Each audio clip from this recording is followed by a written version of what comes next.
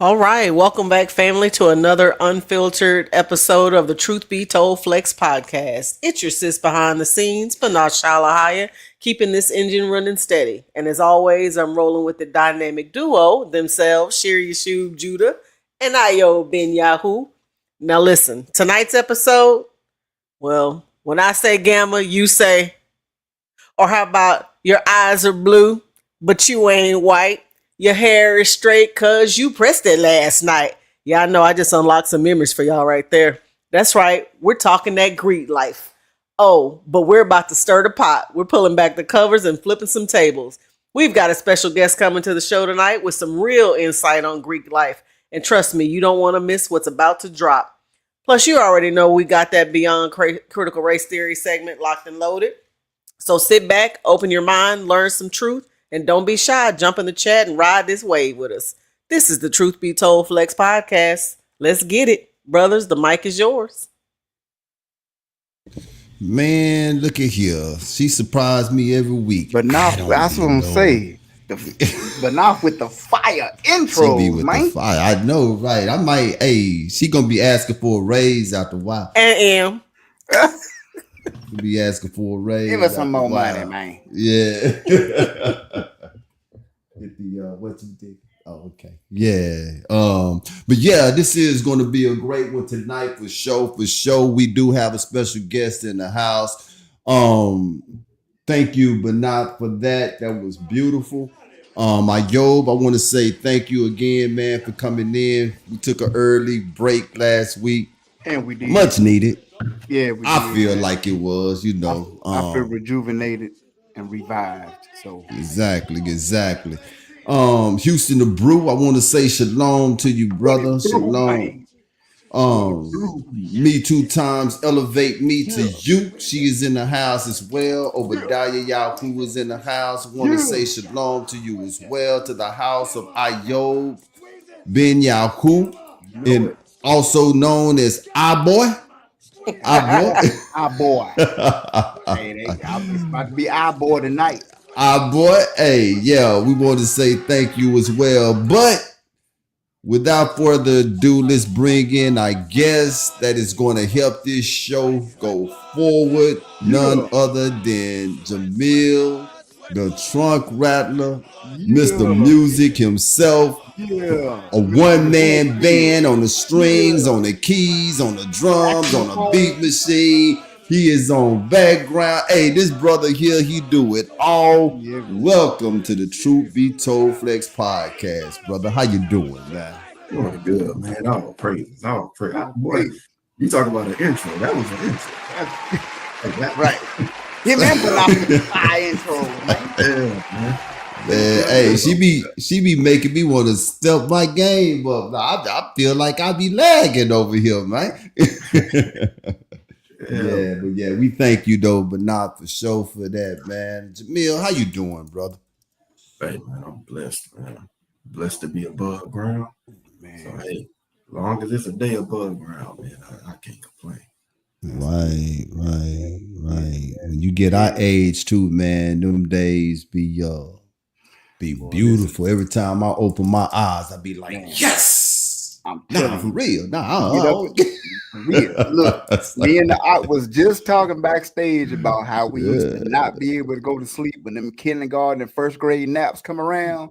Listen, now, boy, I wish my job would after lunch say 30 minutes. please give me a nap. I'll be asleep before they can even get it out their mouth. So yeah, at this age, Yes, indeed. at this Them little age, plastic flat mats. They used to make you get up to go get it yourself, right? They be piled up in the corner over there, right? Take I the band used off. I'll go get my mat. Don't worry. Oh man, Man, I get that mat right now. So I don't even need a mat right now. Just tell, hey, standing Just up. gonna take your nap. I was just finna say that, but I stand up and sleep. When they wake up, you go, huh? Yeah. I was just about to say it. I can't. Y'all play too much. Just point me to the corner. Right.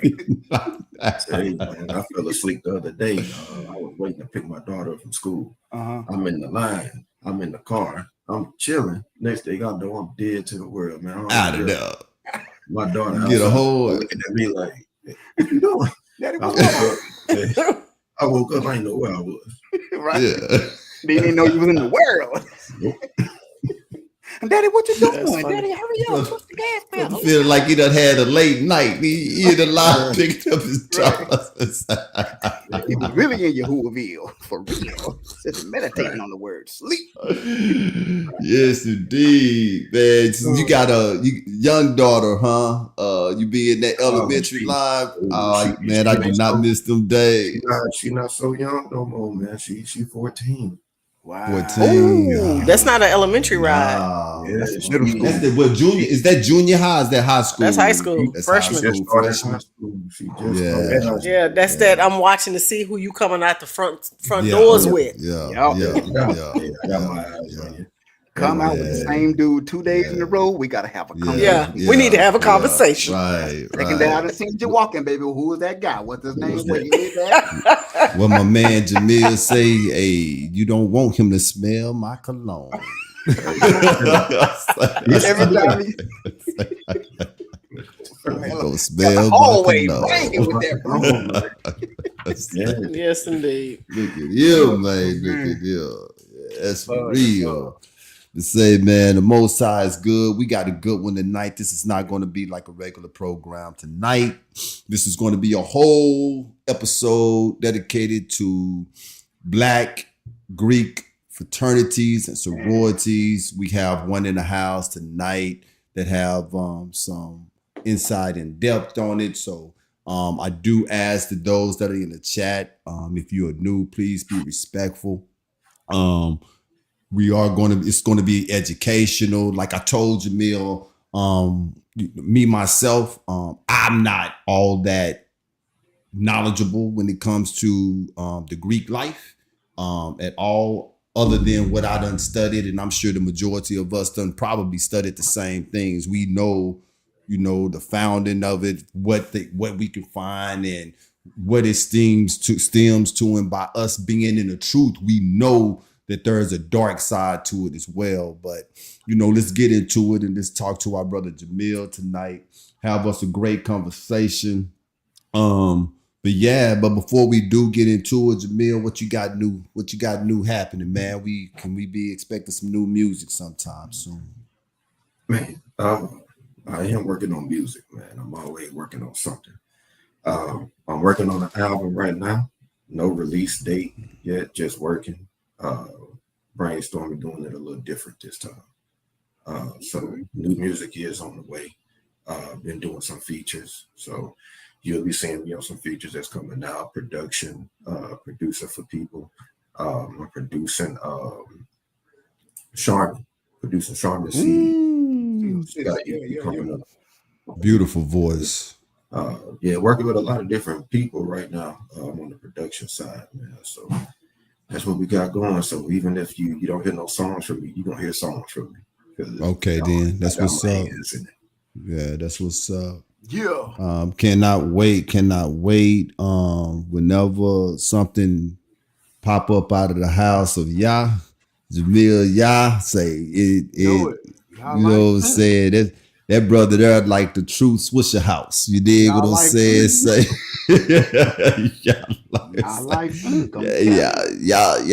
y'all are sleeping on this dude right here for sure, man. Multi-talented, multi-gifted. Houston the Brew and DJ J, they just did something not long ago. I'm not mistaken. That thing was kind of fire, man. I don't know if y'all heard Jay's mixtape, man. That thing, it's nice. It is nice. Before we get into the Greek life, Banat has her segment, which is oh no, I gave it all to y'all tonight. Oh, we got the flows. Period. Yeah, you had the entire floor tonight. I thought you said okay then. For sure. Oh, okay. Well, let's go then. Well, ain't nothing to throw around the table anyway, but Donald Trump trip in DC and all man. That's all we talk about. Look, what's strange in the news this week gonna be strange in the news next week. So. Right. Y'all got it tonight. That dude crazy, man. Donald DJT is wilding, boy. That dude crazy, man. He got Negroes that don't know who the Most High is. He got these Negroes around here scared, man. And, if you don't know the Most High, I think you might got a reason to be scared because this brother doing some strange stuff for real, man. He said we taking the slavery out of the Smithsonian because we don't want to know the bad parts about slavery. What were the good parts? Like, and what he doing in DC is insane, man. They just Feds is walking up to people, just walking down the sidewalk, eating ice cream. Put your hands behind your back, you're on the rest. Let me see your ID. Yeah, they kidding them. So I do want to say this, and we're going to talk about this next week when we come back with the real show. His words were, "We getting rid of the slums." That's what he said. That's what his words was. What this dude, what they are doing, man, and Ayob has been telling y'all this for the longest. White people have a real bad, what's the word? Superiority conflict. Complex. No, yeah, right, exactly, right. And so they are afraid that they're losing in numbers, like for real, right? So what's happening right now is with that talk of we're getting rid of the slums. Ask yourself, I'm 52. You guys know how old y'all are. Y'all old enough to be, y'all done been around the block a long time, long enough to understand this. When have they ever been concerned about what's happening in the ghetto? Never. So why all of a sudden you so concerned about the ghetto that you saying that your words is we getting rid of the slums? We are about to witness a regentrification in America that you have never seen before in your life. If you don't know the Most High, that land, you might want to get close real soon. You might want to. You might want to. And that's for real. So that's what's happening. That's talk amongst yourselves right there, man. Right. So we ain't gotta go no further. Huh? Yeah. It's about to be a for real regentrification. They want the ghetto lands right now. So they talking about getting rid of homeless people and everybody. It's about to be real. And real quick, because the superiority complex is gone. What's superior about having to put somebody in chains, break apart their families, feed their babies to gators? What's superior about that? That's an ego issue. And it's exactly what it is. And it's waning. So that's why they got to kick it up a notch. The gloves off. The gloves off, man. Yeah. Gloves they got the right huckleberry in the office too, Bob. They sure do. Call him a huckleberry. They got the right huckleberry in the office, Bob. Yes, indeed. But let's get right to it, man. Let's get right to it. Jaamell is the one who brought this to my attention in a text message. And when I saw it, it made me start thinking. And I was like, I think this would be great because there are so many of us that is waking up to the truth. And it's deeply rooted as the Greek life is in our community. I know that there is a high number of us that is waking up to the truth that has been a part of or is a part of.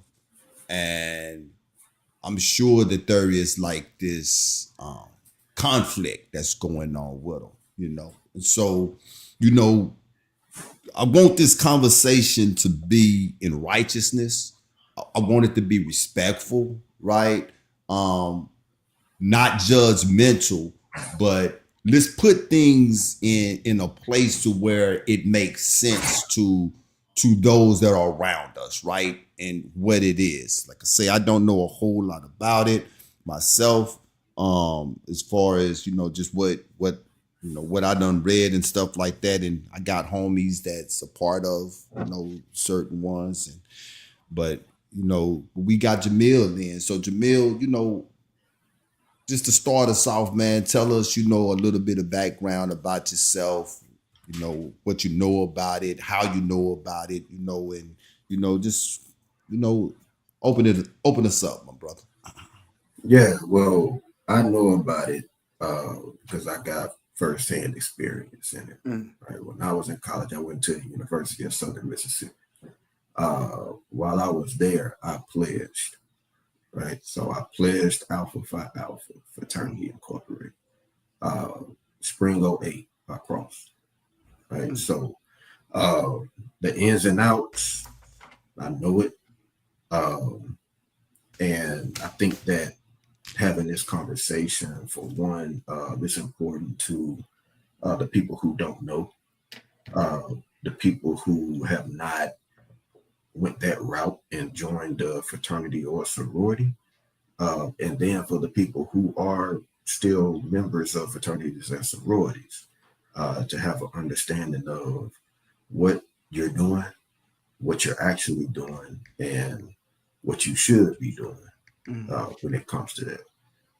So yeah, I'm going to, I'll give my experience.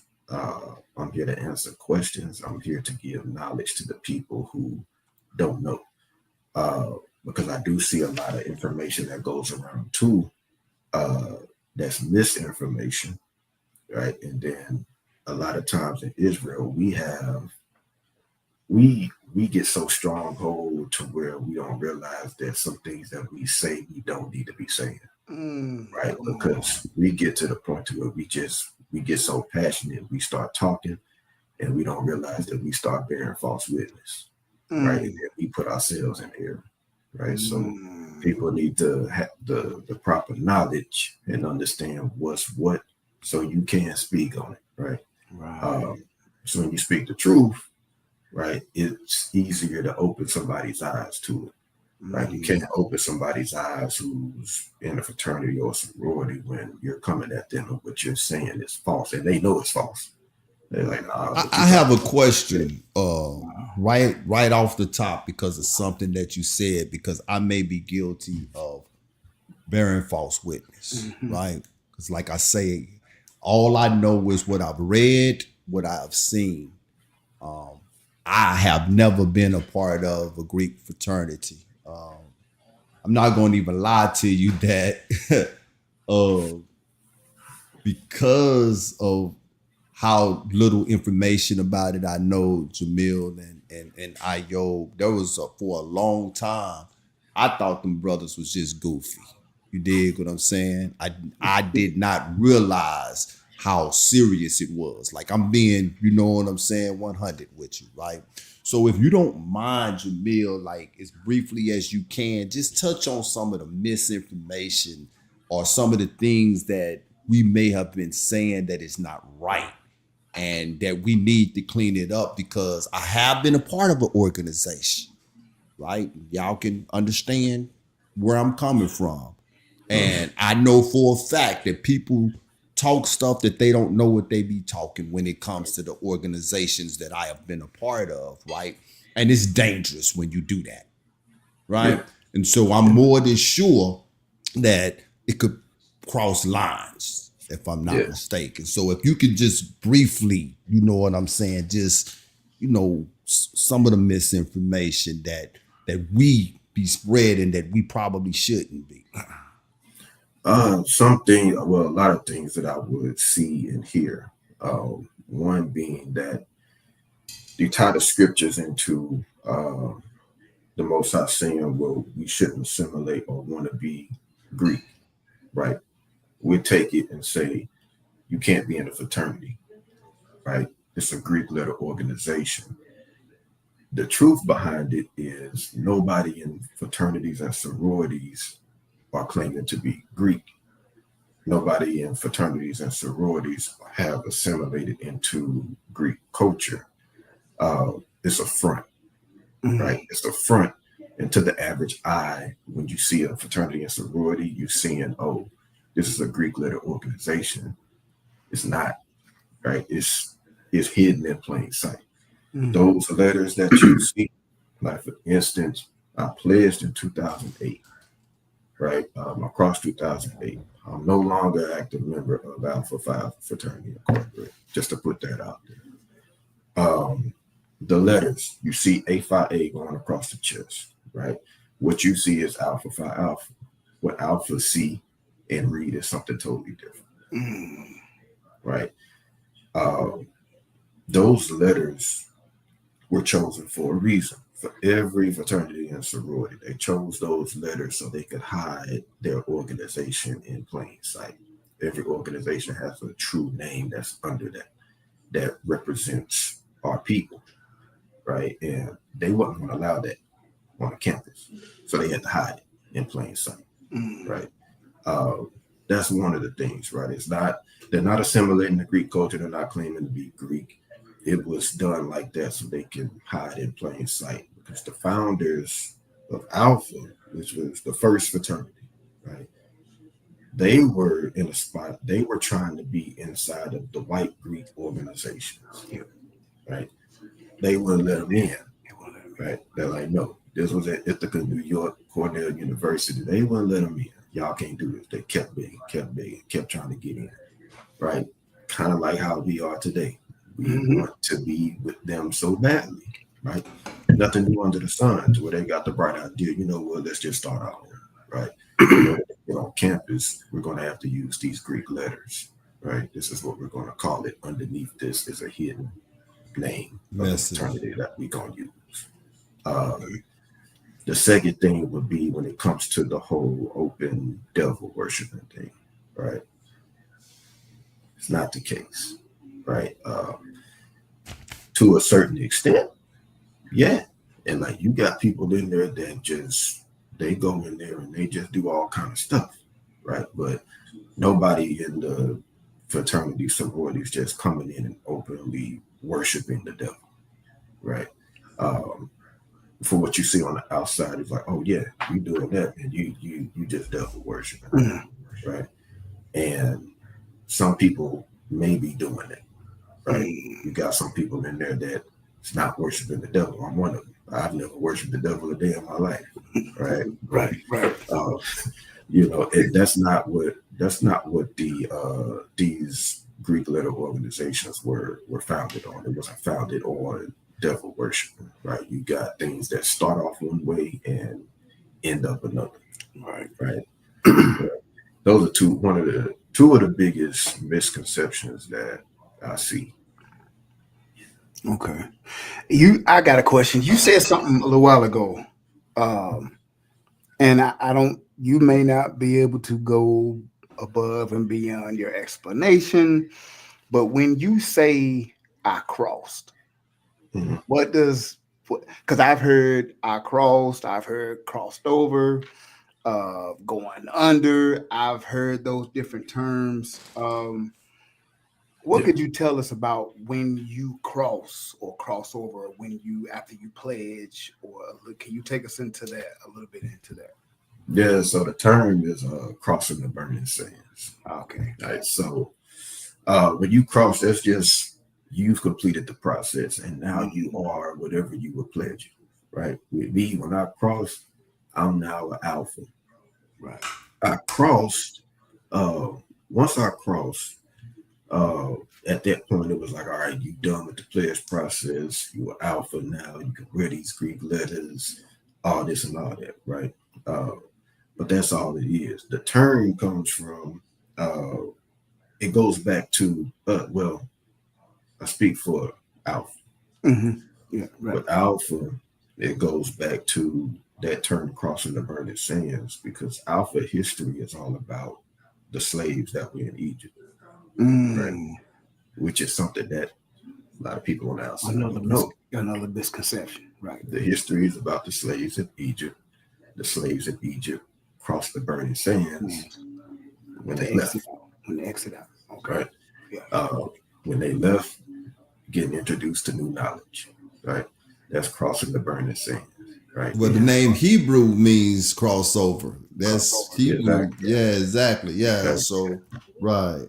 Exactly. But that's where it comes from. So the alpha founders, they did the same thing. Right? They went over to Egypt. Yep. They went out there to Egypt to get the history, and they did the same thing. Went over those sands, across the burning sands. That's where the term comes from. Wow. Okay. Do they use that same term in the white fraternities? I think they use it differently. Yeah. They use it differently. You don't They really can't cross hear them the burning sands like that with the white fraternity. They do things totally different. Different. It's totally different with them. Yeah. I get later on. I do want to get into some of the differences in theirs and ours, right? You said something else, Jaamell, and I know you may not, but I gotta ask. My mama always said, "A closed mouth don't get fed." But you said it, brother, so I gotta ask. And if you can't talk on it, I totally understand. But you said that you see Alpha Phi Alpha. That's what I see. Yeah.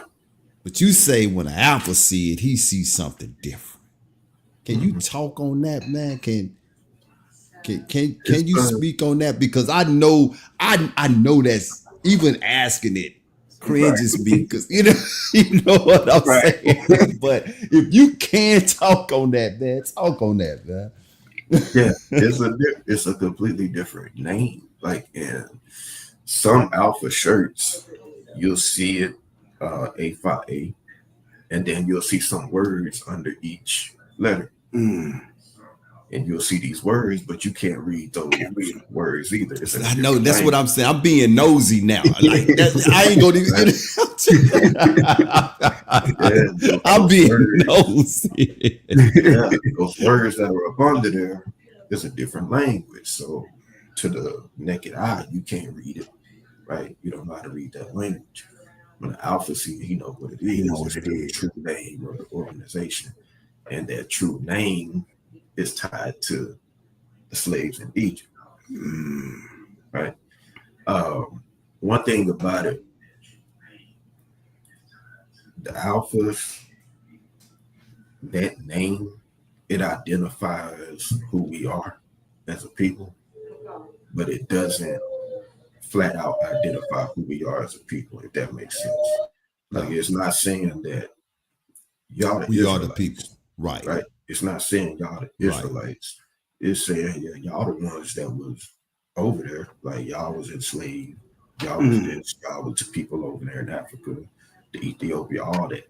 But it's not coming out saying that y'all the Israelites. Do all of the Divine Nine know? From what I'm hearing, and tell me if I'm wrong, and I'm gonna tell Banath and Ayo now, y'all don't get mad at me, but if y'all got questions, y'all better jump in because I'm interested.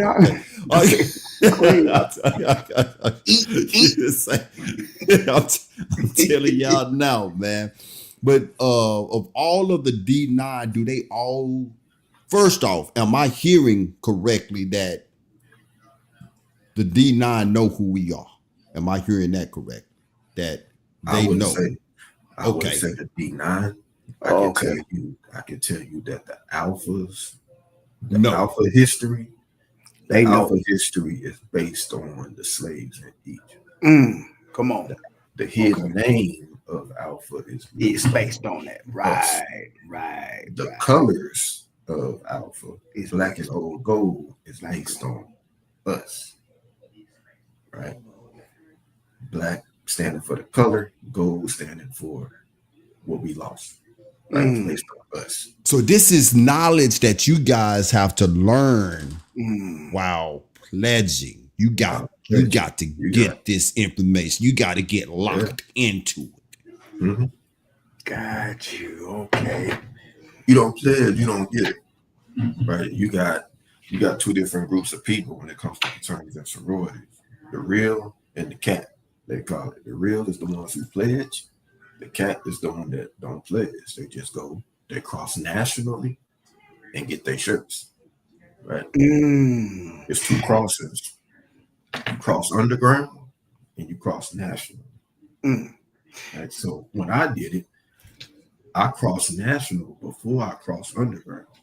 So me and my line, we went off to the national crossing where everybody in the state came. We all crossed at the same time. They all happy and excited. We miserable. Because we like, man, we not done. We got to go back and got this whole another process. Right. We cross some weeks later. But yeah, it's two steps to the process. If you don't pledge, you don't know. You don't know the history. That's okay. Crossing nationally, does that is it like going, like when you say cross nationally, is that like paying so much money or donations to like Paying is a part of it, right? You got to okay, pay your okay, dues. okay, Pay your all right, dues. okay. But crossing in itself is a ritual. Uh Crossing in okay. itself is the It ritual. is. So It is. national, everybody who has a line at that time that's in that state is meeting up at this location and they're crossing Cookout. national. Got you. This Okay, is going to, once you cross national, you are officially a part I of remember. that organization, Got you. right? When you cross underground, you're not a member of that organization.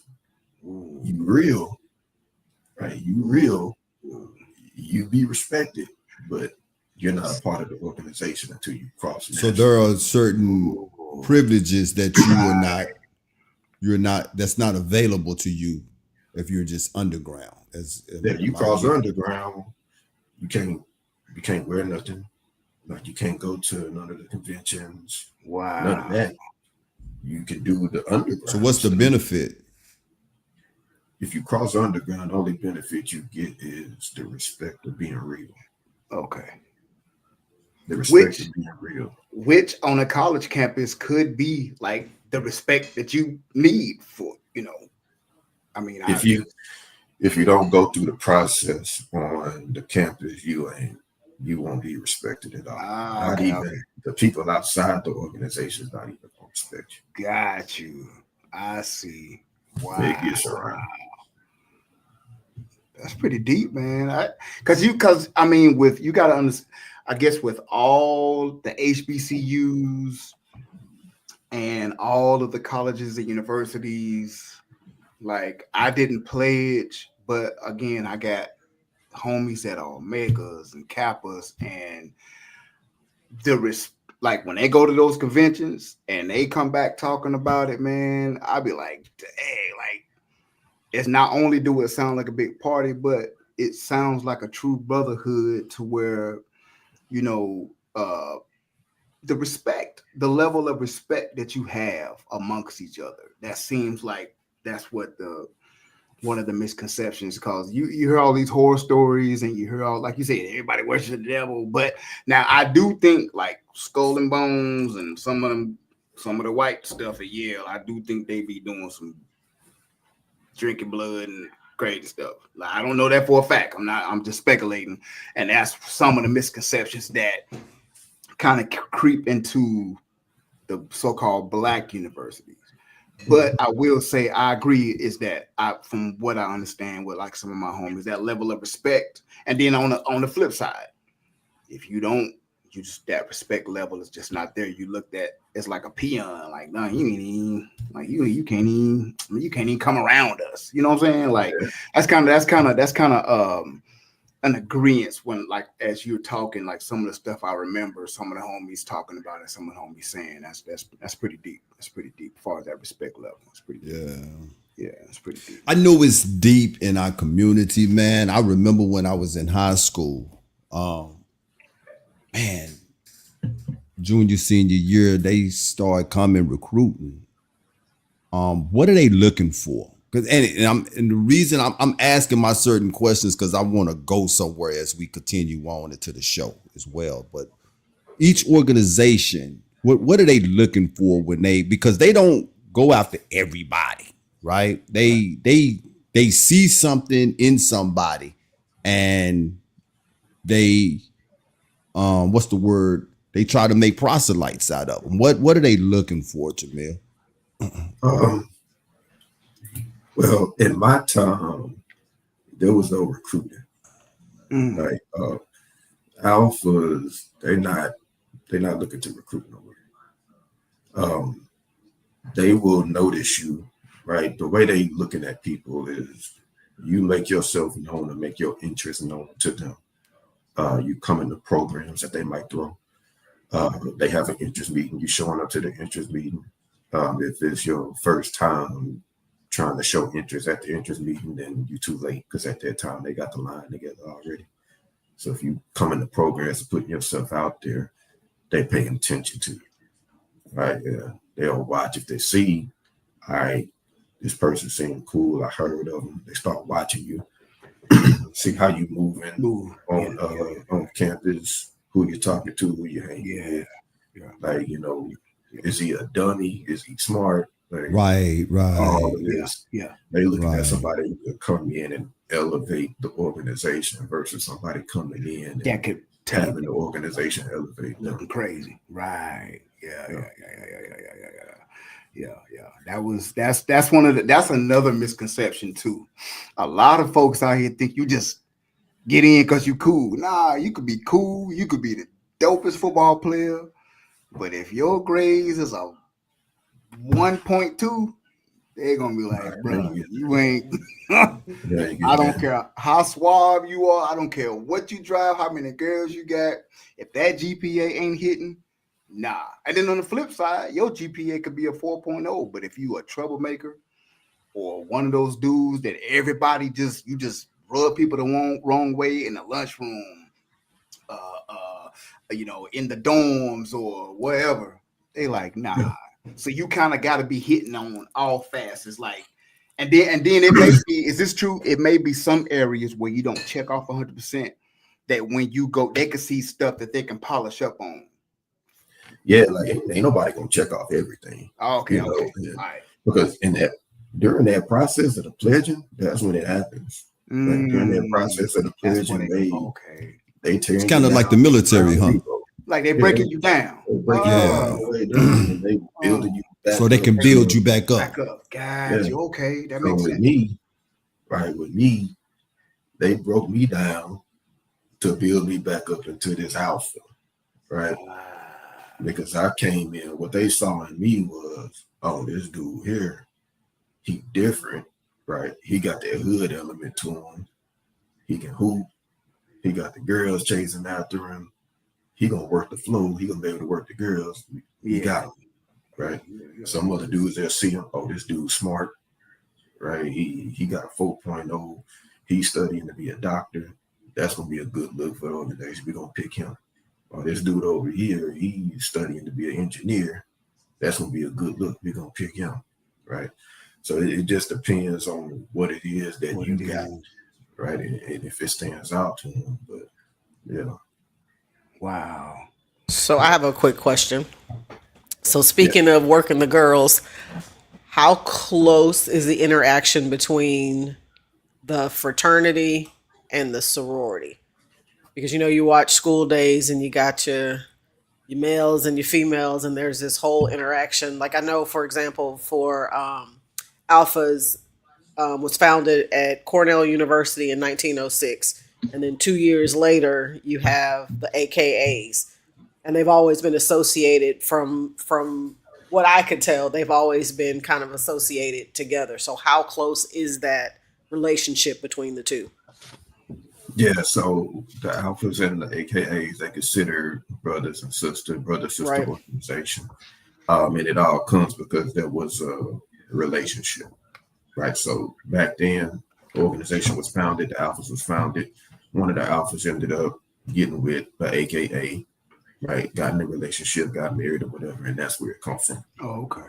That's where the brotherhood, sisterhood come from. Going through the pledging process, no relationship. AKAs weren't a part of that. When it came to that. That's another misconception. Yeah, but nah, they weren't a part of that. But after that, it's that brother sister connection. Wow. Okay. If there's any questions as well for anybody that's in the chat, please put it in there.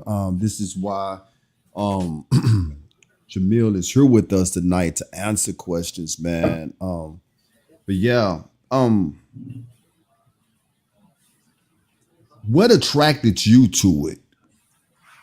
If you don't mind me asking. Good question. Yeah, man. So with me, I didn't want to be in school. I didn't want to be in college. Right? School just wasn't my thing. The only reason I stayed in high school was because I was hooping. Right? So I was star basketball player, captain of the basketball team in high school. Got to college, I wasn't hooping no more. Me and my coach, we didn't see eye to eye at all. We got into it. I got into it with his son, caused a whole rift. He hid my letters. Long story short, I ain't go play ball in college. When I got there, I didn't want to be there. I remember calling my mama one day and I was like, look, I don't want to do this no more.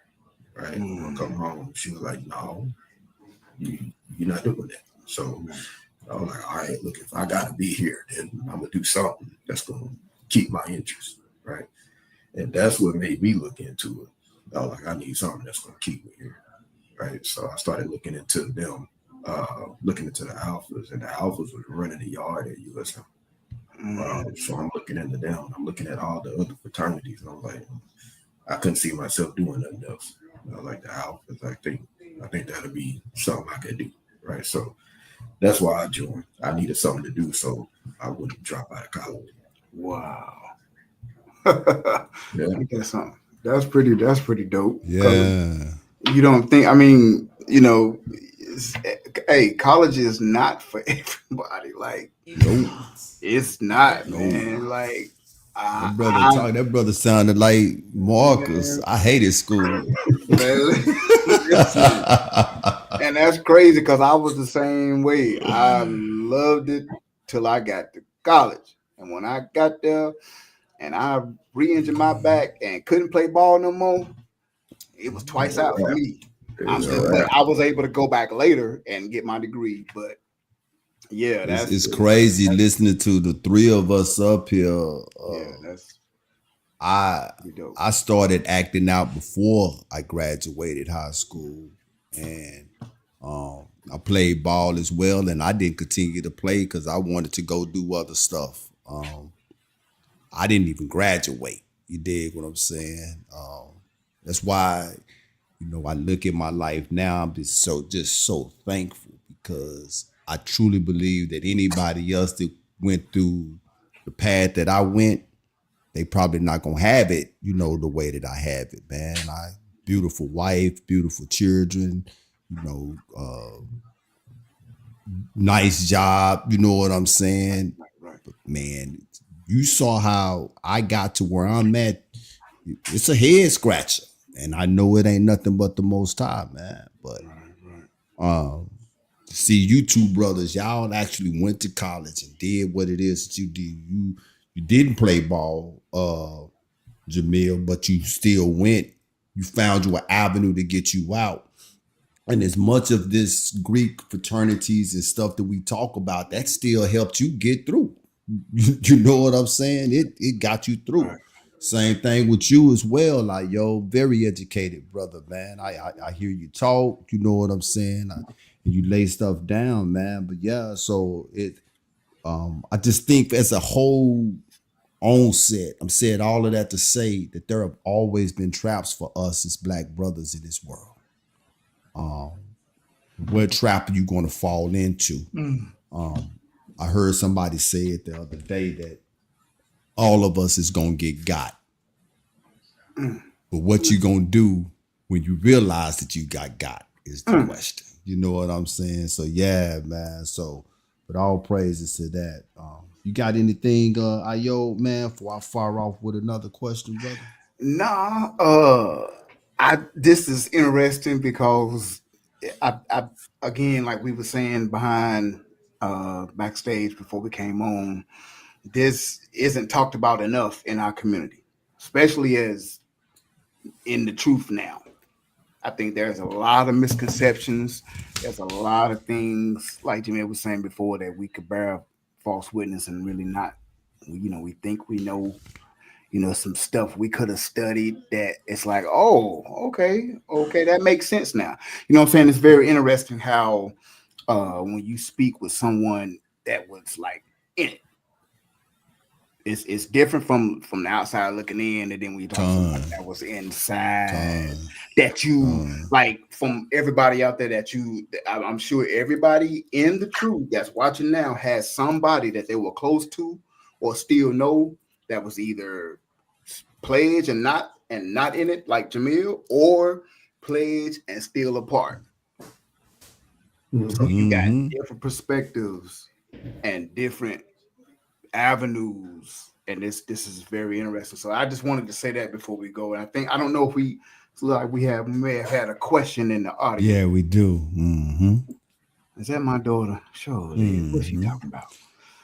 Why do alphas call themselves the Ice Cold Brothers? Is there a story behind that? Now, Ice cold. Now, McCall Yahoo, if everybody don't know, that's my daughter, my oldest daughter. She went to Bethune-Cookman, which is a HBCU. So she went there for a couple years. And so I guess I'm sure she could probably tell us there's a reason behind her asking that, especially at being in the HBCU a few years back. So yeah, why do alphas call themselves the Ice Cold Brothers? Is there a story behind it? What you mean? Not a long in-depth story. It's real simple. Just from where the fraternity was founded in Ithaca, New York. December 4th, it was freezing. Right? That's just where it comes from. It nothing too deep behind it. It just sounds good when they say it. Ice cold. Ice cold. Put on the whole show with it. That's all. Yeah. Okay. Right. Yeah, because I seen a couple brothers a while back with some jackets, the black and yellow jackets, and they had the yellow ice cubes on the back, and they had ice cold like down at the bottom. I was like, what? That was a long time. That's been a while though when I seen that. I'm like, what does that mean? So it's funny she asked that because that's good to know. That I thought it was something deep, you know. Nah. Shit, that is deep for a Texas boy. Right. In January, New York, I say that's enough pledge. That's hazing. Right. Instead of crossing the burning saying we went to Antarctica and crossed ice caps in the polar. Hey, man, ain't nothing right about being in New York or anywhere up there in January. Yeah. I got a question, Jaamell. The Boule, is it a conglomerate of all of the black frats and sororities? Because you got them, right? What you call a D9 and Divine 9, right? Right, and then you got the Boule, right? Yeah. I know that Martin Luther King himself was an alpha. Am I correct? He was an alpha, right? Right. But we also know that he was part of the Boule as well. Steve Harvey let you know all day, every day that he purple and gold. You know what I'm saying? But we know also that he's part of the Boule. Yeah. Is this something that you could talk about as well? Like you got this, and then you got that. What? Because you mentioned not openly worshiping the devil. So yeah, do we go into something else when we get to the Boule? Yeah, the Boule is something totally different. Right? Okay. That's two different things. And the reason that the Boule is connected to fraternities and sororities, or the reason people think that it's connected, is because you have members of the fraternities and sororities that are part of the Boule. Everybody who is in a fraternity and sorority who's part of the Boule got into the Boule afterwards. Okay. Right? They had to get in. In order to get in, you have to be doing something prominent, right? They just not going to accept you. Right? The professionals, Boule, right? Yeah. So the Boule is, if I'm not mistaken, Sigma Phi Pi. I think it's the true name. Yep. But in order to get in, like you got to be prominent. You got to be doing something that I guess is considered the exception. But everybody that's in it, they did that after joining a fraternity or a sorority. Like upper echelon type. Those would be your gatekeepers. I was just about to say that. Wow. Everything runs through them, like pretty much. Right. Yeah, that's crazy. Right. But not you got anything? Oh, go ahead. No. I was gonna say, so far as like if you graduated, let's say Southern Miss in communications, you graduated summa cum laude, 4.0 GPA. played ball, didn't go to the NFL or NBA, but you in communications and you want to show host your own show, and you old players your maker, probably gonna have to go through Steve Harvey at some point. Mm-hmm. And whoever's right up under him, you ain't gonna get to him that quick. Mm-hmm. He's got okay. Mm-hmm. That's wild, man. Mm-hmm. That's and it's crazy because you got so many different degrees of it as well, right? Because and talking on stuff that people let known be talked about, right? We ain't talking about stuff that we done heard or whatever. You got Shaq Diesel, you know what I'm saying? I never forget on NBA Tonight. Is that what it's called? I'm tripping right now. My mind just going with TNT. All of them on there. When he got his 33rd degree Mason and he had his ring on. All of this stuff. So where I'm going to, and I want to get to Grafted In Gentile, and this has something to do with it as well. What he got up there. So with figures like Jalen Hurts, Stephen A, and then specifically picked to be propped up. And I see how they hit superstardom real quick. And that's facts. And this is where I'm going. But you can't get to the boule, or you cannot, in my opinion, you can't get to the boule or get to where Shaq was at unless you start down here in one of the other ones. Am I correct? Okay. Yeah. Right. Yeah. That's right. Okay. Yeah, you're gonna have to put some kind of work in before you you hit that boule status. Right. Yeah. The boule. Yeah. And that's where stuff started getting different. Am I correct? Yeah, that's a different ball game. Like, look, that's a different ball game. That's over there. It's over there. Right. And this is why and this is important because you know, in my mind, and y'all tell me if I'm wrong, it's important that you understand stages. You dig what I'm saying? Because like Jaamell said, he has never openly worshiped the devil. Right. And I believe that. Absolutely. Right. 100%. And I know cats that is in fraternities, and I know sisters that I went to school with that are in sororities. And this is only how far they go. They don't go no far. Right. And they believe what they are told. Is certain information kept at different levels, Jaamell? In fraternities and sororities? Yeah, in fraternities. They're like, you can only get so much information here, and this is what we giving you. But you know what I'm saying? You get more if you decide to move up. I'm hoping I'm asking that correctly. Like, oh no, you gonna get that all right out the gate. When you pledge it, you're gonna get everything there is to know about that organization. About that organization. About that organization. You pledging that fraternity or you pledging that sorority, you getting it all right there. You're not crossing without it. Right. The other stuff, like somebody got here, the Eastern Star. Right. That's different. So okay. That's what I was talking of. And see, that's another misconception in our community. That's what we love to blend all of that together. And this stuff is different. That's different. The Boule, the Masons, the Eastern Star. That's a totally different thing. Right. And the higher up you get more and more knowledge. This is why I'm finna try to do this. Your light start getting brighter. Your status change. Yeah. Your light start getting brighter, and this is for a whole nother conversation. We ain't even finna go there right now, man. That's a whole different. Yeah, but not what you got over there. What you got over there? Are we about close, ready to take a break? Yep, we are. Okay, then. Are you enjoying yourself, Jaamell? Yeah, for sure. We got way more to talk about. We do got more to talk about. We do. I got some questions. I got more questions here. I'm sorry, I yelled. Nah, I'm just messing with you. Oh no, you good. All right, we're gonna fast track this just a little bit. We're gonna go to our quick break. We'll play a quick commercial, and then we'll come back with the Beyond Critical Race Theory, and then we'll wrap it up with the rest of with the second hour, the second part half. of the show. Yep. Here we go. Let's do it. Since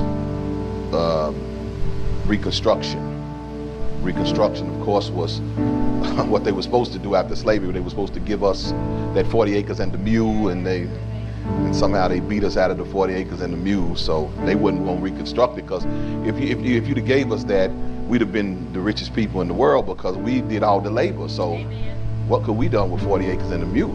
So they didn't do that. But anyway, what they did do was they began to form a what we call a secret society, and that's what I'm going to talk about today. And it's really running everything now. And what I'm going to say today is going to really mess you up, because you remember when I taught you guys about abortion, the main way that abortion spread in the black community was that Margaret Sanger, the founder of Planned Parenthood, said that she would use the black preachers to propagate it. The black preachers, remember that. They knew about it.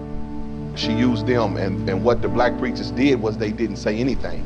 They didn't preach against it. And preaching against it is what needed to happen in order for the black people to wake up and realize this is just like sterilization. I mean, we can't lose people, amen?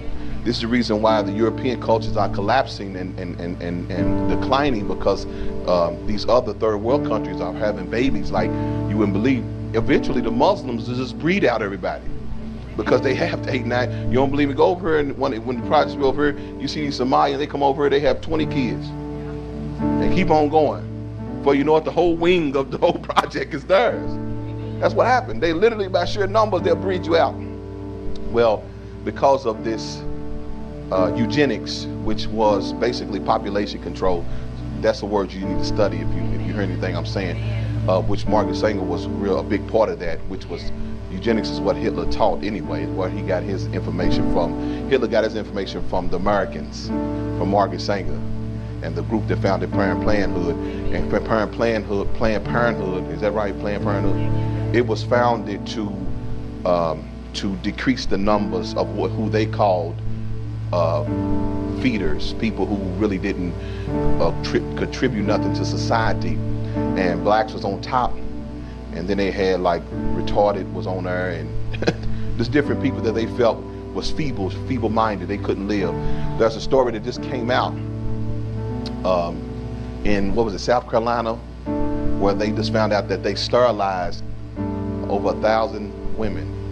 They just now about ready to pay them. This is way back in the 40s or 50s or something, but they found out that these women went to the doctor and didn't know they were sterilized. They got sterilized without them telling them, and they didn't even know it. So there's always been a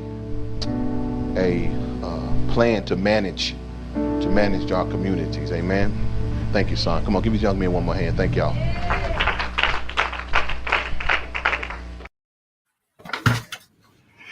Yeah. Yes, sir. Tonight's Beyond Critical Race Theory is going to be brought to you by Your Life Incorporation, where you can have all of your musical services provided. Custom music production, executive productions, EP creations, album creations, help with songwriting, mixing and mastering, and even musical consultants. Serious inquiries, you can be found at yourlifeinc@gmail.com. The website is www.yourlifeinc.com. Social media platforms, Instagram, Your Life Inc., at Trunk_Rattler, and Facebook, Jaamell Ja. Get at him, he can make it happen. There's no connection to the son if you don't keep his commands. Love the father, love your neighbor if you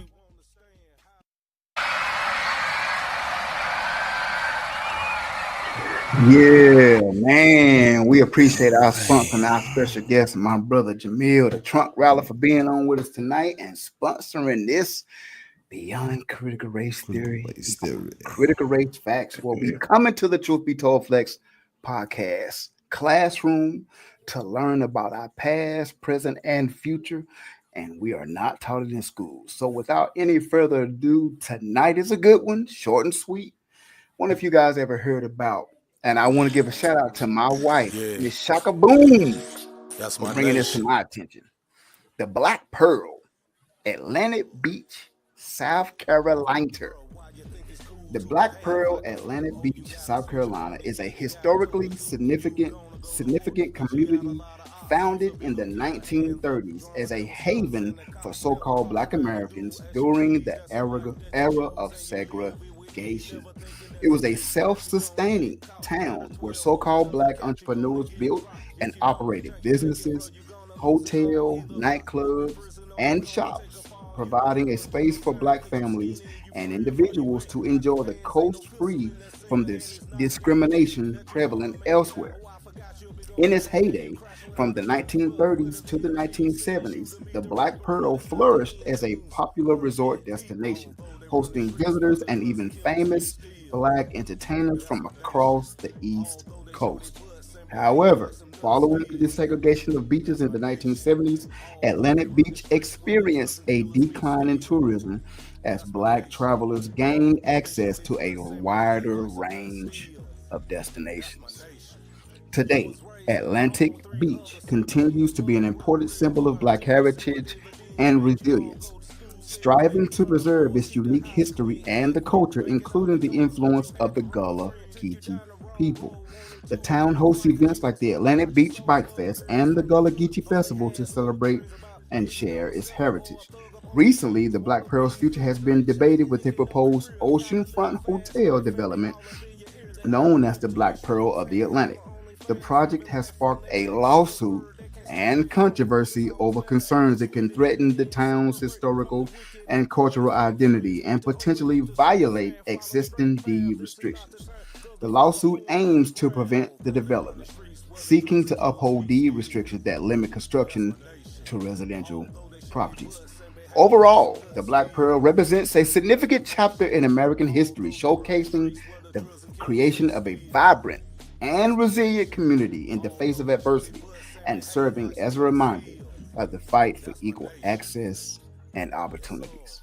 The Black Pearl, Atlantic Beach, South Carolina. What y'all think about that, man? It's pretty cool, right? Wow. Yeah. Yeah. Never really heard of that. And I could guarantee you the lawsuit, you probably got some. We know what persuasion we talking about. Trying to come in and tear down the actual fabric of the community, the houses and the people that's probably Gullah people that's probably been there for hundreds of years. Want to tear down their houses and buy that land to build a casino. And they're like, no, we know nobody wants a casino. Repair the beachfront, repair some of these houses. See, this is another thing. They want the value to go down so they can come and tear it down and make the value go up. And then guess what? They'll be getting credit. Ain't that a play out? And when I read the end of that, I was like, I guarantee you that's what that is. What y'all think about that, man? What y'all think? Those people, that's what it is. Yeah, it is. No, Man. it's definitely what it is. It's crazy, man. But I hope they can get past that and keep it going, like the article said, and don't lose any of the Black integrity, any of that culture. Man, that's one of the last real Hebrewic cultures that we still have here in the States. You come across, and I've come across a couple of them in my life. And when I say a couple, I mean a couple. Two. Two, bro. A couple, and both of them know who we are. And the language that they speak, they will tell you that is Hebrewic. You dig what I'm saying? And so you already, they kind of ostracized too. Absolutely. Because I want to say, and I'm not 100% sure, Jaamell and Ayob and Benat, but I want to say that they kind of scared of them. The other people, they kind of scared of them because they know who they are and they know who they are. They know who they are and they know who they are. So it's like, they read the script. They know when you mess with the Most High's people, you could be in some trouble. So they tread lightly. Yeah, they tread real lightly with them people. Yeah, exactly. Yeah. So hopefully it turns excellent. out, man. Excellent, beyond critical race theory. As usual. Mm-hmm. Always. Mm-hmm. Yeah. All right. Let's get into the second half of this We. Greek life that we're talking, man. Before I go into anything else, I do gotta ask this question because it's a cult classic in our community. How close to realism to reality was School Days, Spike Lee School Days? I think it was reality for that time period. For that time period, it was spot on. Right. For what's going on now and at the time that I was going in, not at all. Wow. Not at all. Not So he makes a interesting point when he said for that time period, because one of the things that I always thought to be true, and it was more specifically for that time frame, and when it initially was initiated, was the colorism that existed in the female fraternities. In your AKAs, you had primarily light skinned women with long hair. That's where you get your gamma rays from. That's what that was based off of, because back then, if you didn't look a certain way, you didn't have a certain, eye color structure, you wasn't getting in that fraternity. I mean, that sorority. It's the nigga in me. I ain't gonna lie, man. And what she said is true. I know driving sometimes when I was younger, and I see that, that what's they colors, baby? Pink and green. Pink and green. Yeah, that pink and green. I see that on the license. Now I'm trying to speed up to go see that car because I know it got a certain look. You dig what I'm saying? I'm trying to say. Yeah, to be light skinned, hazel brown eyes, and petite. Anything 165 pounds and up, you wouldn't get right. But yeah, that's how it was though, for real, during that time. It's interesting you said that. Yeah, the whole what you got. Whole piece, like the colorism, them hazing and pledging out in the open on campus, like all of that was it for that time. But now you can't do that. You do that now, you want to, you'll be kicked off the yard real quick. Yeah, because I got a stat as to one of their reasons. Go ahead, Ayo. No, go ahead. I'll go ahead with that stat because I think. Oh no. We ain't got to it yet. Well, because with the hate. The hazing thing, we could sit here all night and have a whole show. Is it the social media and the media impact with cell phones and cameras pretty much everywhere, Jaamell? Do you think that's one of the reasons why? I mean, we hear about it sometimes, especially not especially, but more so at our HBCUs. Is it because some of the big brothers on the line, do they got something to prove? But now people dial back because, like I said, somebody could be getting hazed or being done wrong or being picked on or bullied, and somebody got a cell phone camera recording it and get somebody in trouble. Is that why people are backed off, or have our culture, especially at our HBCUs, a lot of the bigger universities, Florida State, Ohio, USC Chapel Hill, a lot of the big, they've always had the spotlight. So again, do you think, is it more of a social media impact, or is our culture kind of turning it around from the school days era to now? Or is it a little bit of both? The cell phones, like social media plays a part. But the biggest thing is people just being stupid. Like, you got to understand, it's a clear line and separation between hazing and pledging. Two totally different things, right? People are getting in trouble because they're openly hazing people. Right? Then, you got these cell phones, you got social media going on now, and that stuff get out, I'm done for. Like, and pledging, if you're going through a pledge process, during that process, you're supposed to be learning the history of whatever organization this is, right? You're going to get beat. You're going to get right. It ain't no way around. Right. It's going to happen. It's coming. You can't stop the wood from coming. It's coming. But in that culture, that's the only way you're gonna learn the history. Gotcha. They're gonna beat it into you. I got what you're saying. It's too much for you to just sit down and learn it in that short amount of time. So you going through this process, it's coming. They're gonna make you learn it. You're gonna take it serious. You're gonna take it serious. They're gonna make sure that you learn it. Right? Hazing is everything outside. Wow.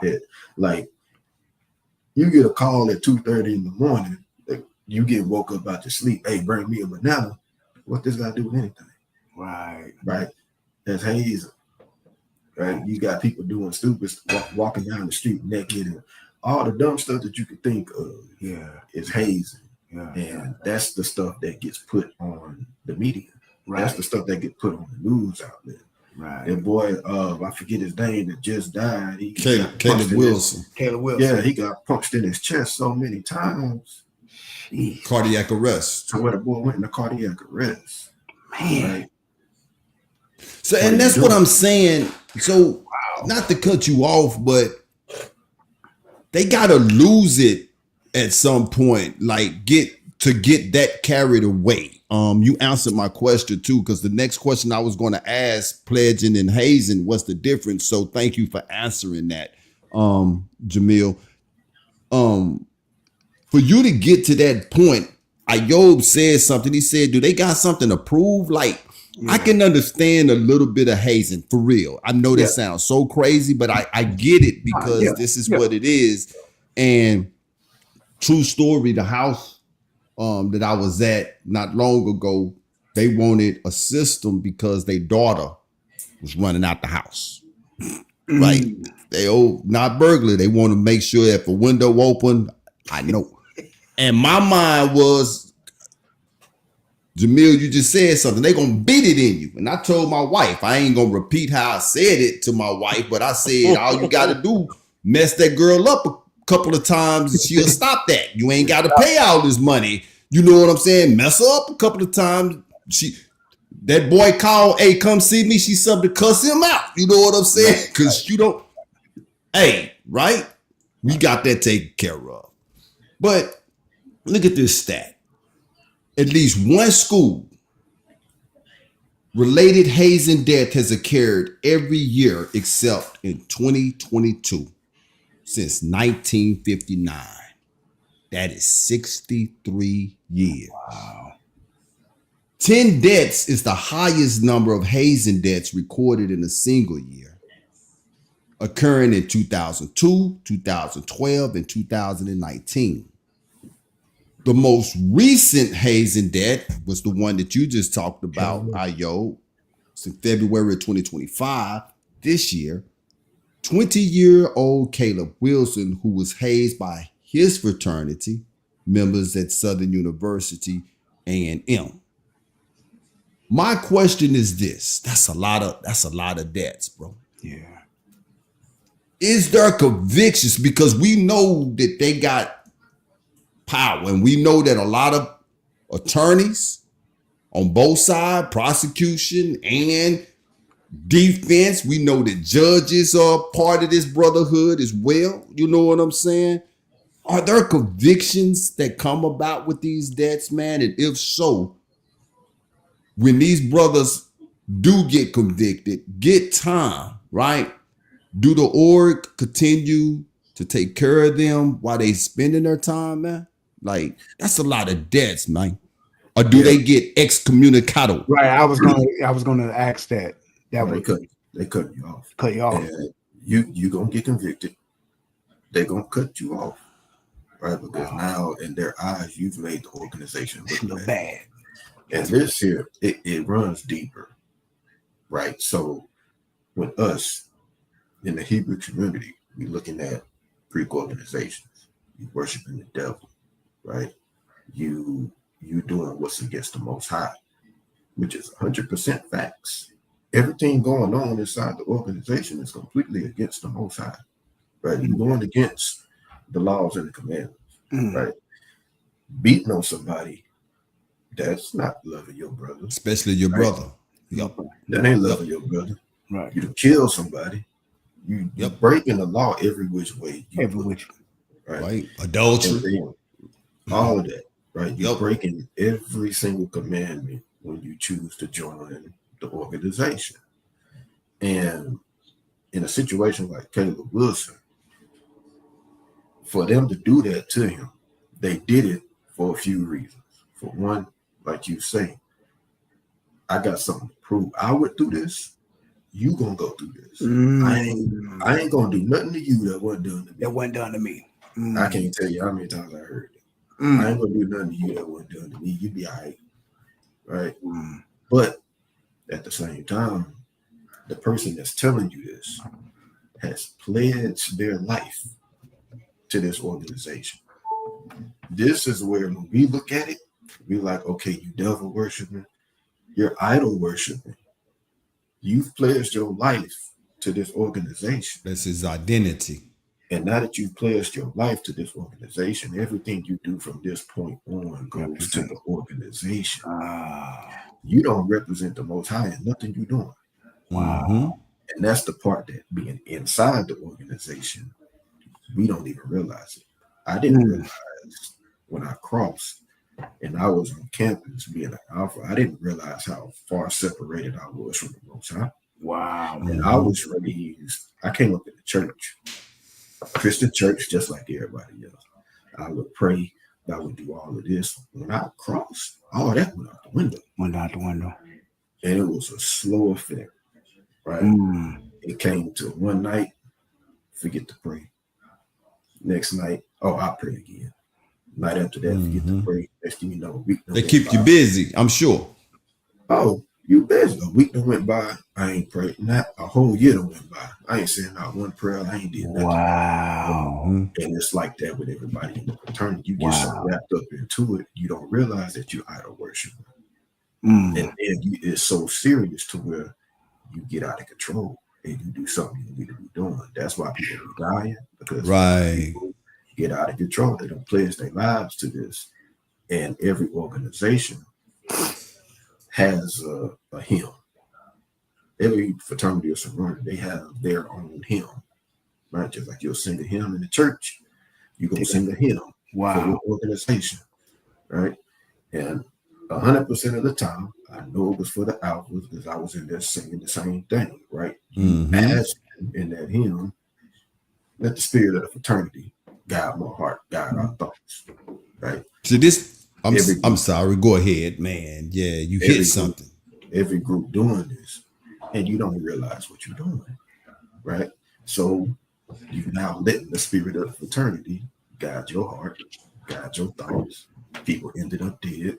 People fornicating, excessive drinking, excessive smoking, everything that's going looking down on other people because they're not part of you. Wow. Right? All of this is going on. Wow. Now you in the stage of extreme idol worship. Right. So that takes me all the way back to the beginning of the show, Jaamell and Ayo, where you said that not openly did you worship the devil. See, and this is one of the things I was going to. You said it out of your mouth that every org has a hymn. Yeah. And these are ways that they entrap us in these things, right? You heard Pastor Darby was talking about when he was saying, that they need ways to control us as a people because they know, you know what I'm saying, that if they don't, it's going to be a fire that we can't control. And so in Isaiah, he talk about strong delusions that the Most High sent for his people. This here was enough. We talk about the crack era. We talk about the gangster rap era. We talk about all of these different things that we see with our eyes wide open that is out there, that's almost tangible that we can touch. But we miss this Greek life. This here was a trap as well. Because during the time of school days, you also had a different world. Do you not know that HBCU enrollment like doubled and tripled during that time because of those two, that movie and that program that came on TV, right? And the majority of our people that went to college during that time, what do you think that they was going for? To get in some organization. Yeah. So you are worshiping the devil, but not knowing that you worshiping the devil. Because like Jaamell said, you idol worshiping. Right. Because now once you get into this thing, it's like a brand new car. This is a baby. Yeah. You wearing your colors every day. This is what your communication is. Whatever event going on, you gonna be there. When people talk to you, the only thing that you got to talk about is this. Yeah. You see what I'm saying? That's straight up idol worshiping. Yeah, because and it's so like Jaamell was saying, and that's y'all both speaking profoundly, and it brings me to this. Thank you, Most High, because like you said, the HBCU when school days come out, HBCUs triple and universities triple. Different world, it tripled because we were running to those universities, enrolling to pledge, because most of us, whether we grew up in the church, came from a broken home, most of us had a lot of insecurities. Pledging to an organization made you feel accepted. So, like Jaamell said, like, shoot, I'm wearing my colors, I got my jacket, but I ain't praying. I'm straight. You can go from a 0 to 100 quick. I got the family I've always wanted. I got the homies. I'm playing ball. I'm popular. Man, I done went from 0 to 100 real quick. So like Jaamell was like a whole year that went by. He's like, I ain't prayed. Because you had the insecurities good. All the crooked places that you thought you needed the Most High in church or God in church is made straight by the Greek organization. All of the things you had going on, you accepted. So that's profound. Y'all say that because I thought about our insecurities coming out of high school. 18, 19 years old, you was the man at your high school, but now you was the big fish in a small pond. Now this pond is huge. Yeah. You at a school where you don't know nobody. So now all those insecurities you had that you smoothed over your junior, senior year, now they back. They compounded. They compounded. Now you run to the Greek organization to be accepted. And you just push the Most High to the side. It's idol worship, straight idol. That's all you think about. Straight idol. And like you get there, like I say, man, you get in there, and like it was slowly for me. Slowly to the point to where I ain't even realize how far gone I was in it. Right. And it was for everybody. Just sit back and assess, man. It's nothing. And the first thing I was told, me and the whole line was, man, we're not gonna do nothing that's gonna go against your religion. We're not gonna do nothing that's gonna go against your manhood. Right? The choice is yours. That's the part they left. The choice is yours. That's the part that they left. And you know what? That's how all of this stuff is that's in this world, though. Even with the secret societies and stuff like this here, they not making you do anything. Like going back up to a Gentile, grafted in Gentile said here. He said, so with the figures like Jalen Hurts, Stephen A. Smith, and specifically picked to be propped up, I see how they hit superstardom real quick. My wife and I talk about this all the time. A guy on TV that I like, that I don't have a problem with, put it that way, is Michael Strahan. You know, never done anything out of the way that you can speak of. You know what I'm saying? He seemed real respectful, right? You watch Michael Strahan's career since he left football. Brother started out here real small, then he came over here to ABC and he blew up over there, and now he got games. We know that there ain't nothing in this world free. Job 9:28 tells us what? That the earth was given into the hand of the wicked. You heard what that brother just said. He said, we are not going to do anything that goes against your religion. We're not going to do anything that goes against your manhood. We're not going to do anything that goes against anything that of value to you. The choice is yours. That's huge. It's so much compounded in the choice is yours.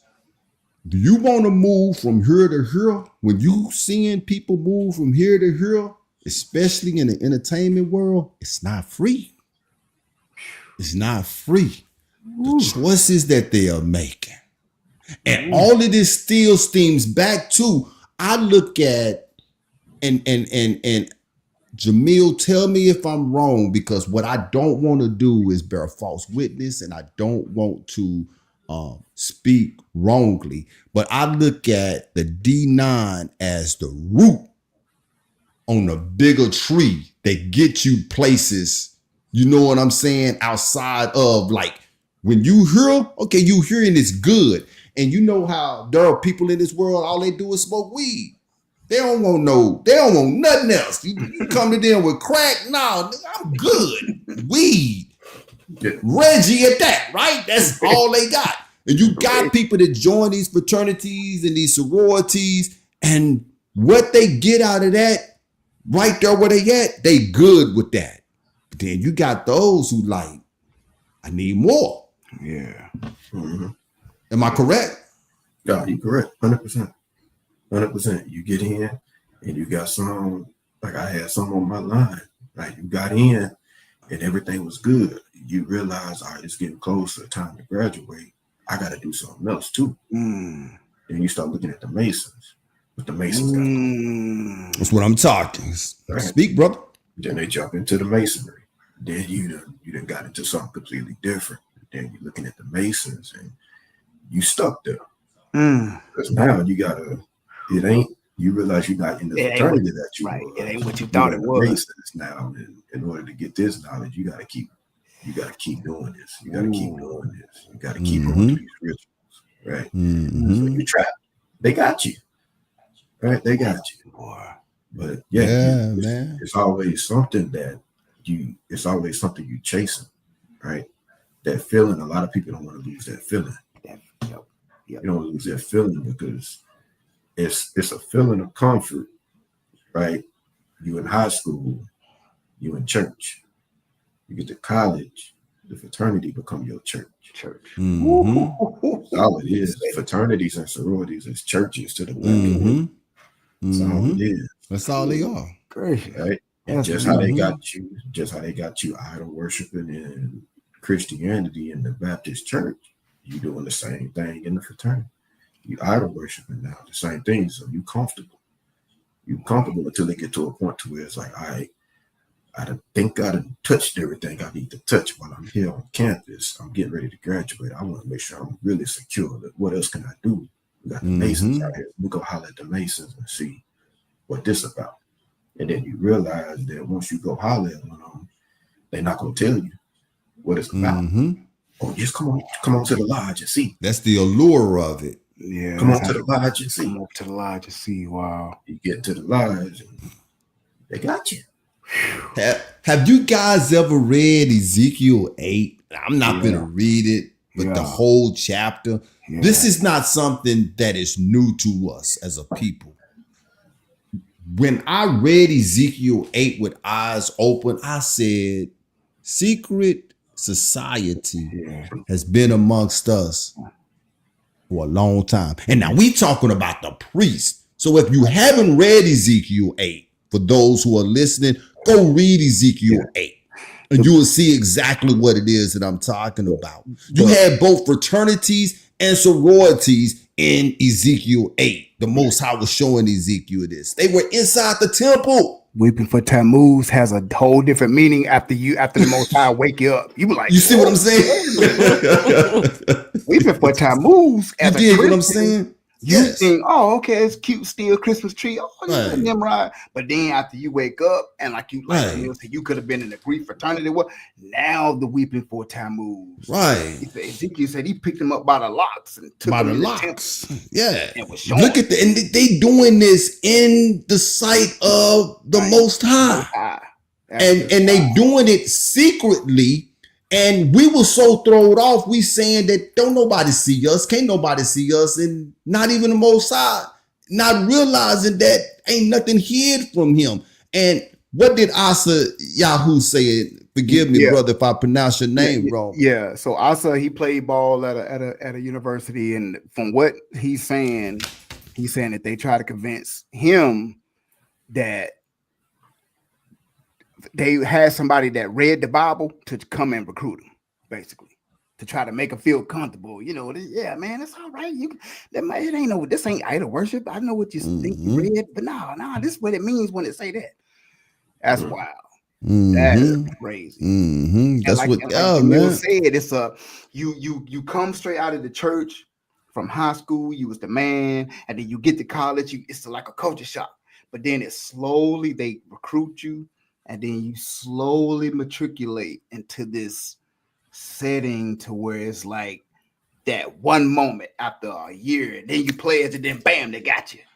And then after 3 years, you a senior or fourth or fifth year senior, you want something else. So then you want something else. The Masons is, you get over there, you can't get out. You in there.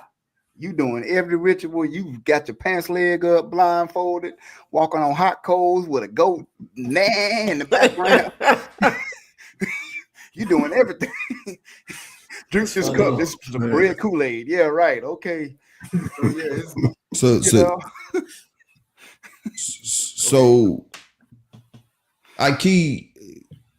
there are similarities, right? Gravitational pulls for certain types of people. Like when I look around us, the majority of us who have waken up, the Most High is waking up wolves. He's not, and even when you go back to the Gospels and you look at the 12 disciples, them wasn't no suburban dudes. They all had similarities about themselves. When you look at like your line brothers and those who hit campus, whether it be male or female, what type of personality gravitate to fraternities and sororities? Like I gravitated to something, but I remember me always saying, man, I never pledge. Why? Because you ain't finna beat on me. You know, you know what I'm saying? But what I gravitated to, it wasn't too much better though, right?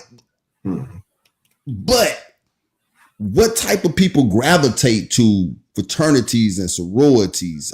Like, you know, what do they have in common? They not like us. Like they're not coming from, they don't come from the hood. They don't come from the projects, right? You got good kids who are gravitating to it, right? These is good kids, right? That they thinking business-wise. I do this, I'm trying to square my life away, right? When I came in, I was thinking completely different. Like I said, I ain't gonna be there, right? When I got in, they called me the Thug Alpha. That's what they called me. I was completely different for everybody in the organization. Wow. Right. So the ones that's coming that's just attracted to it, these is good kids, man. They just trying to get their business right. And that's the ones that are attracted to the fraternity sororities. The females too, like these is not so many of them that you're gonna see that's just coming from the hoods and the slums like that.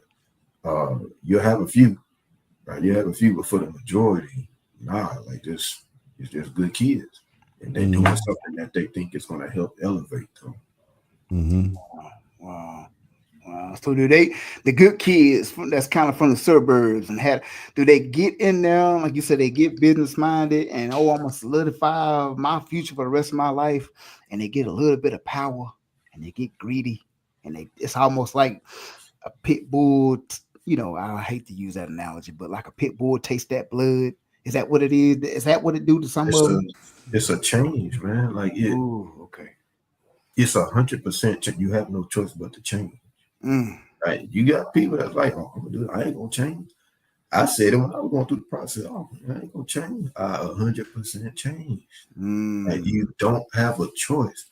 They gonna break you down and build you up into something different. Ooh. You'll be a complete different individual once you cross.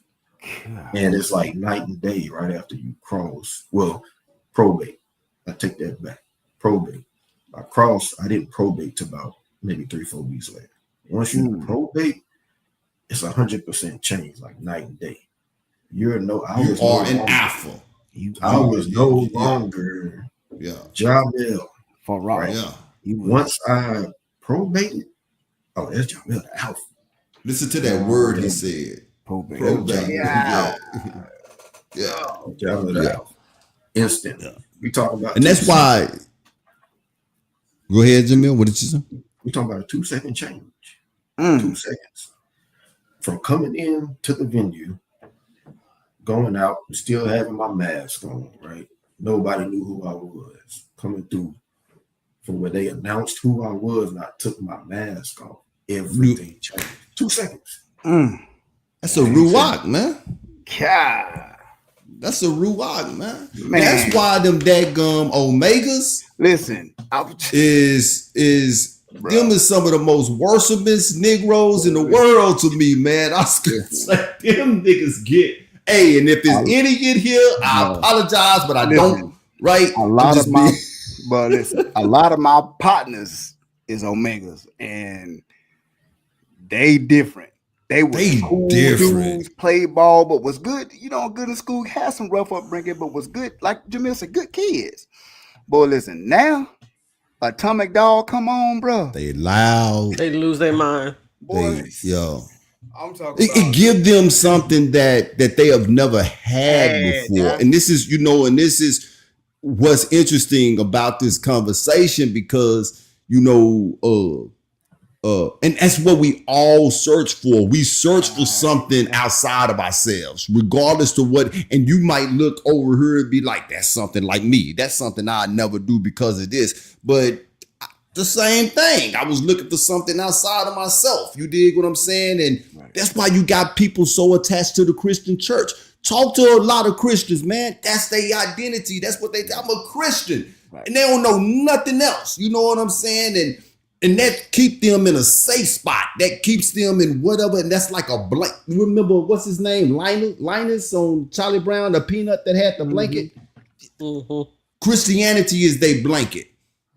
The auric is their blanket. You take that away from them, what do they have? What do they have? Nothing. And that brings me to this question here. Well, you kind of talked about it. It's very intoxicating, right? Very intoxicating. Mm-hmm. You and I, we talked about it, Jaamell. You could go up and down YouTube, Instagram, and you can see a plethora of women who is coming out. They denouncing. Yeah. Go and try to find some brothers that denounce. Yeah, you ain't gonna find it. Why so, Jaamell? Men and women want two different things. They want two different things, man. The women don't want what the men want when they pledge it. That's why it's so much easier for the women to be like, I'm done with this, I'm renouncing. Because the men getting in this, fame, glory, attention, females don't care about that, right? And they thinking, okay, I'm doing this. The same females that's denouncing, I gotta have this type of status to attract the type of woman that I want. I gotta be in this to do the type of business that I want. I gotta make sure I secure my future this way. The females are not worried about that. They're not worried about how famous they're gonna be. They're not worried about how much attention they about to get. None of that. They're not worried about, how many dudes I'm about to go sleep with. That's us. We the ones thinking like that. Oh man, I done crossed, man. I'm about to be knocking down all these girls. I'm about to get this. I'm about to get that. And the girls thinking totally different. The girls are thinking light years ahead. Right. And then once they realize that I ain't really need this to get the job I got, why am I still doing this? I'm denouncing.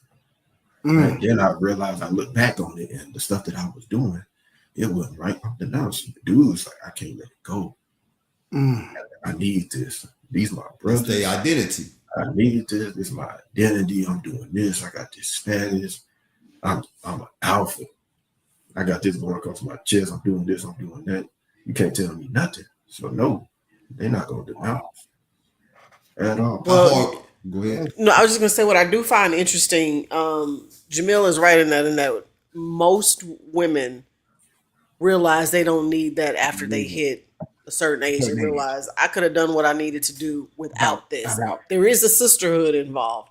But what I have found interesting in the last probably 10 years or so, there's been an increase of grown 40, 50-year-old women joining and pledging sororities. Like there are women that I know right now who have decided that at their grown age of 50 years old, they want to be part of a sorority. Really? We're talking about a midlife crisis. That's like the old big good. To some degree.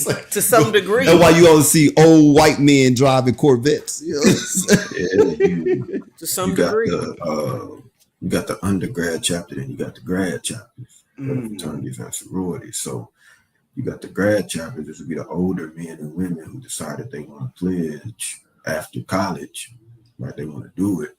And in my experience, for the most part, the ones that do that were the ones that couldn't do it while they was in college. In there. For whatever reason. You might didn't get picked, right? Or you couldn't do it. You might not have had the money because you got to pay. Right?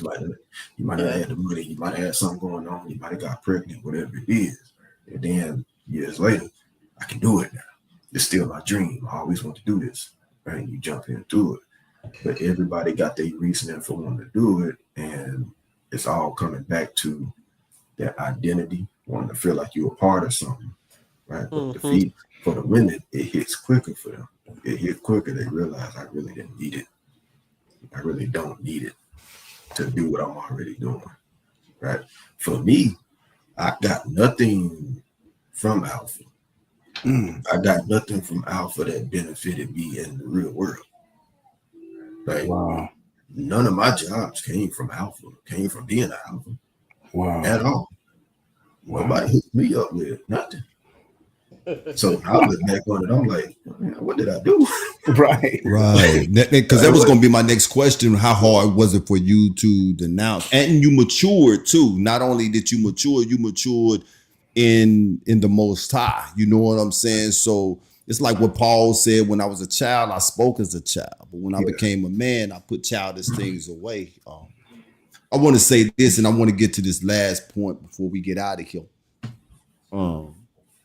We was talking about knowing who we are within the organization. I do have a partner that's Omega and a pastor. Well, I can't really call him a partner because I haven't talked to him in years now, but he used to be somebody that I knew, and we was relatively close. He was a pastor and he was an Omega, and he was only a pastor on Sundays.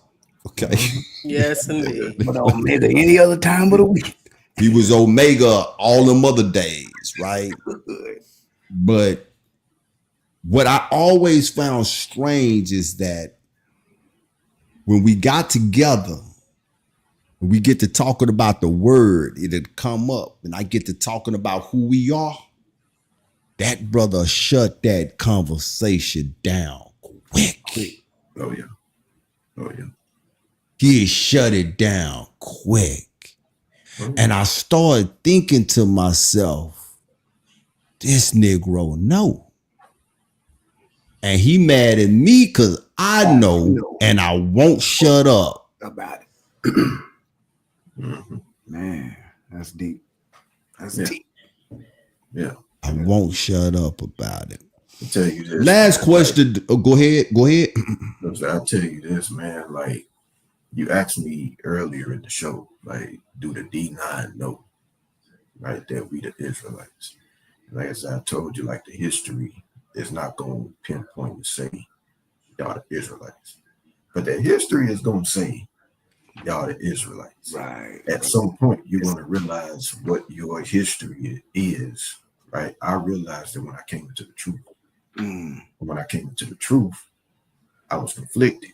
It's 2017, right? I was conflicted, and I'm like, and I'm looking back at history, and I'm like, okay. this is what Dots this is saying. connecting. I'm like, yeah, okay, it started to make sense. And I'm pretty sure every organization is the same way in the D9. Yeah. You get to a point. You get to a point where you realize, all right, this is what it is. That's why your homeboy was like that with you. Yeah. I mean, he shut it down quick, bro. Yeah. This last question, man, in these last 10 minutes, has to be asked because this is a question that I see it circulates throughout social media as well, and us not being Christians, but we are children of the Most High. Can you be an active member of a fraternity or a sorority and serve the Most High, in your opinion? No. Good question. Good question. Good answer. No, there's no way. No Wow. way. You can be in a fraternity and sorority and be a Christian. You can be in a fraternity and sorority and be a Muslim. You can be in a fraternity and sorority and be Jehovah's Witness. All of that. But you cannot be in a fraternity and sorority and serve the Most High. Wow. It ain't gonna work at all. Wow. I don't care what your history say. You can't do it because you're idol worshiping. It has nothing to do with the Most High. He's gonna be far removed from your mind while you are in your organization. It ain't happening. It's just like fraternities, sororities, and gang life. It's all the same. All the same, right? Before going to college, growing up, I grew up in Vice Lord territory. Got to a point to where I started hanging with Vice Lords. Got to a point to where I started doing what Vice Lords were doing. Got to a point to where I started dressing like Vice Lord. Got to a point to where I started doing Vice Lord handshakes. Right? So with that, being in the Vice Lord set, you are far removed from the Most High because now your idol is that set. When I got to college, I realized, hold up, it's the same thing because at the college, in the fraternity, we would do the same thing that the Vice Lords were doing. Yep. We would be in a club. I would bust your head wide open. If you look crazy, if you tried to cut in that line, if we was coming around hot and you cutting that line, you was getting dealt with. If I ran into somebody who was claiming to be an alpha and I ain't think he was really, I'd make him strip. You got to take that off. You got to take that off. Take that shirt off. If you didn't do what I did, if you didn't pledge in the hood, if you didn't get jumped, That's right. You didn't get jumped into your set. You got to come up off that.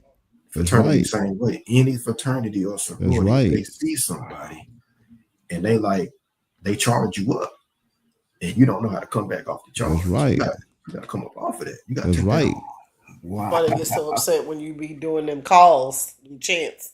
Yeah, you got to take that off. Yeah. Let somebody here, somebody in the organization hear you joking around. Yeah, you don't do that, man. That's why I get aggravated when I be on YouTube and I see certain stuff that YouTube influencers be doing that you ain't got no business doing. And it make me mad. Man, what this brother is saying, boy, I wish we had like some more time. We run. What this brother is saying, it's like once this stuff be ingrained in you, you gotta die every day. Man, look at my chair.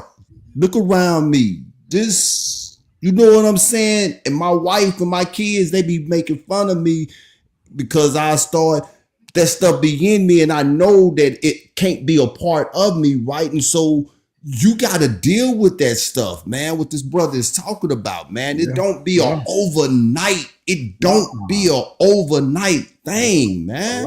It's a lifestyle, man. It's a total lifestyle. And when you see somebody doing something or claiming something or you ain't got nothing, nigga, you gonna get dealt with. Yeah.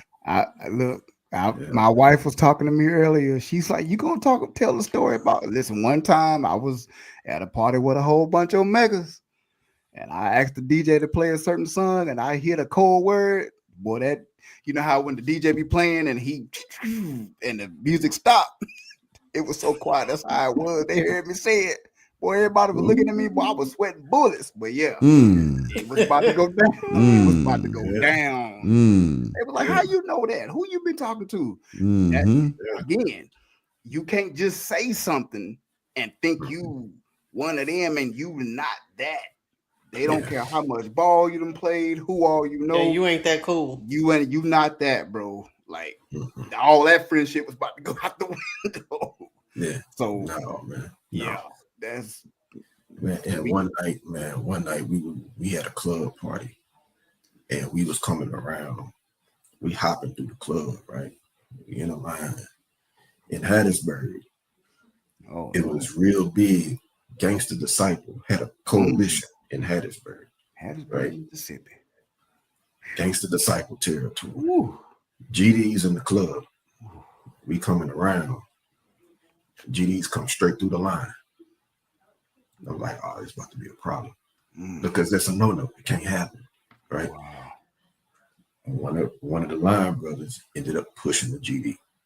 He pushed him. When he pushed him, he threw his fingers up. We surrounded by GDs. I'm like, okay, this about to get bad. So I'm like, all right, y'all go over there. Let me talk to him. All right. My uncle, I grew up in Vice Lord territory. My uncle was a GD. And he raised me. So I knew the lingo. So I'm like, all right, look, forgive my bro, right? Forgive him. Right? He's stupid. Right? This y'all territory. I get that. We doing this over here. Right? We don't want no conflict. We ain't trying to have no war. Because if they do, it's gonna get ugly. It's a lot of y'all. There's a lot of us. We respect y'all. Y'all respect us, man. I had to diffuse the situation. Yes, this is the thing. Can you be in this organization and worship the Most High? The Most High was nowhere there. Nowhere there. Totally contrast to Lost Country's Nowhere there. Nowhere there. And the only thing that saved it from getting bloody in the club was because I knew GD's lingo from growing up with my uncle and was able to talk to him and speak their language. If I wouldn't have been in the club that night, ain't no telling. It'd have went down. It'd have got ugly. It'd have went down. Yeah. But this is the type of stuff that goes on week over week in the organizations. Yeah. Week over week. The Most High is nowhere there. Even though they're going to tell you, oh, I'm a alpha in Christ. I'm a delta in Christ. I'm this in Christ. They have it on a car tag. Yep. Like the brother said, though, you could be a Christian. You could be a Christian and be in the org, a Muslim be in the org, Jehovah's Witness, because they all worship idols to begin with. You know what I'm saying? I tell people like Jesus is an idol. You know what I'm saying? But Jesus is not our Messiah. Okay? But you don't learn that until you come. Just like when we become Hebrew Israelites, there is certain information that we start learning that Christians don't know, that other people don't know. It's the exact same thing. But closing this show out, man, that brother said something, boy, you was hitting chords for real. Jaamell,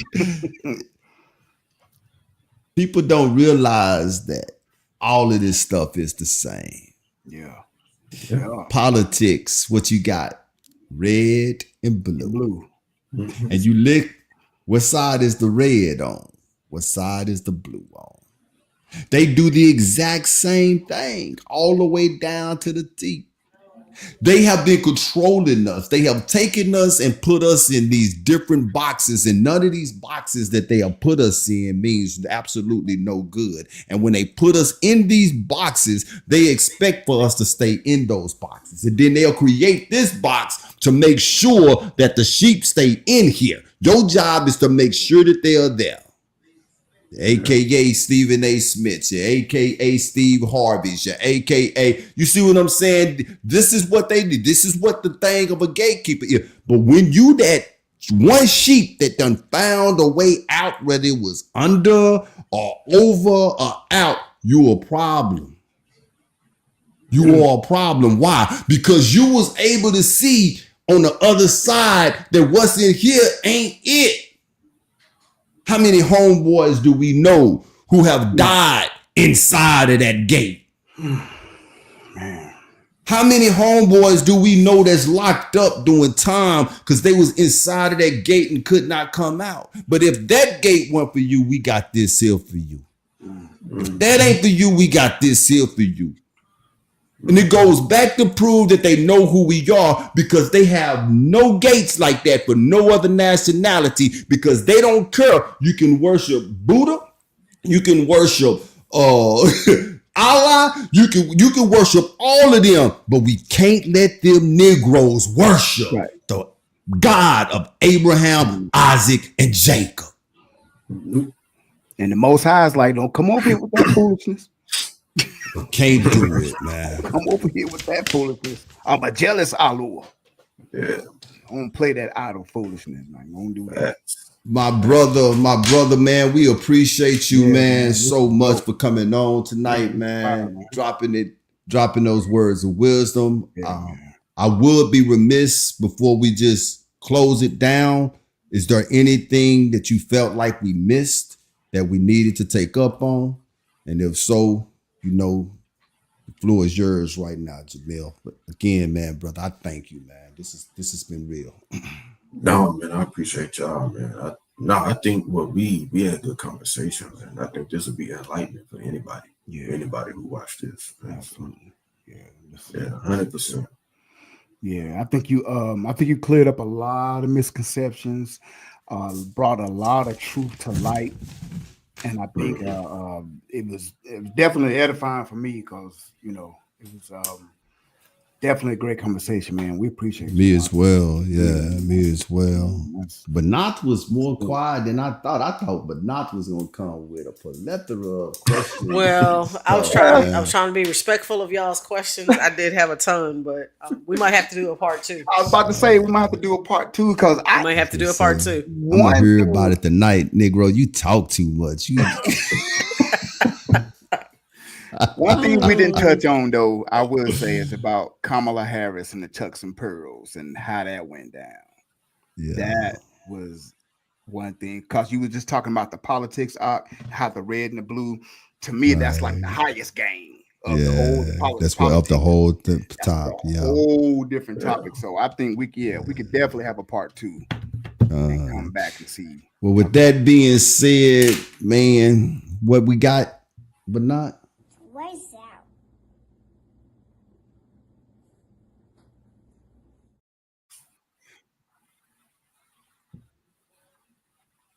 Yeah.